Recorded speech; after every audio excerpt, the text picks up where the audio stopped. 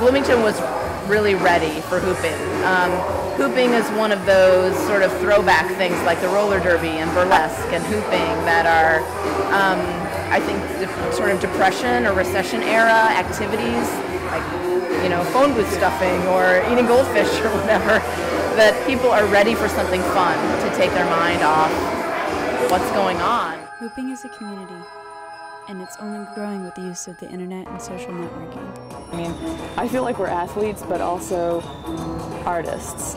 This year, instead of performing on the street in the Arts Village, the Hudsucker Posse were official Lotus artists. They performed Saturday night at Jake's nightclub to a packed room full of friends and new fans. You know, I personally started hooping just in my house by myself, and then, you know, to have this community together and to be validated by Lotus to say that we're good enough to be official artists is really incredible and an amazing opportunity I think we're all extremely grateful for. And it's just going to be an amazing experience to be on stage and perform and just be a part of Lotus, because the caliber of Lotus is just so high, and you know, I respect all the artists, and now I think people will, you know, consider hoop dance a respectable art as well. I became interested in hooping about 4 years ago when my friend Paula Chambers started the Hudsucker Posse. She started the hooping group. It was just, at that time, a hoop jam group that got together at Bryant Park 2 days a week. I just showed up 1 day a week. So we added Wednesdays.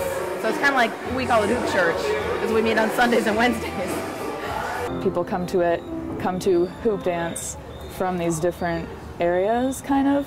And so I came to it for more of an artist thing, and now feel like an athlete and feel like a dancer, and I feel like I can own that identity that I never did before. And they learn through YouTube tutorials and by watching fellow hoopers. It was really difficult at first. I mean, you know, you kind of have to be okay with looking really stupid for a while.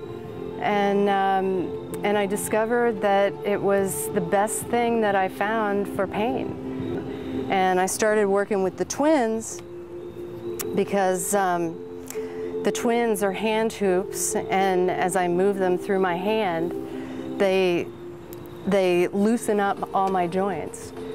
When I'm not hooping, I am usually in lab. I'm working on my doctorate in molecular biology and genetics, so I pretty much work in a lab all day, every day, until I come to hooping. Like, everybody is really busy outside of hooping, but I think hooping is such an important part of my life, at least, that I make time for it. And I definitely, you know, we have these regular practices which are great, and then, you know, I make time on my own, and it just feels good. It feels so good that you just want to make time for it.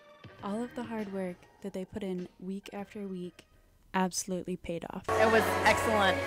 It was triumphant and fabulous. Every one of my troupe did perfect. I mean, I've never seen some of the dancers do what they did tonight. Even rehearsal after rehearsal after rehearsal, Kim and Wayne, everyone did amazing things that I haven't seen them do before. And so I was just standing there on the sidelines going, what was that? Like, where has that been? So obviously the costumes and the lights and the music, it brings something out of everybody that wasn't there before. So, and I think everybody felt good about the show. I couldn't be prouder. This phenomenon is only growing, and the Hudsuckers are just getting started.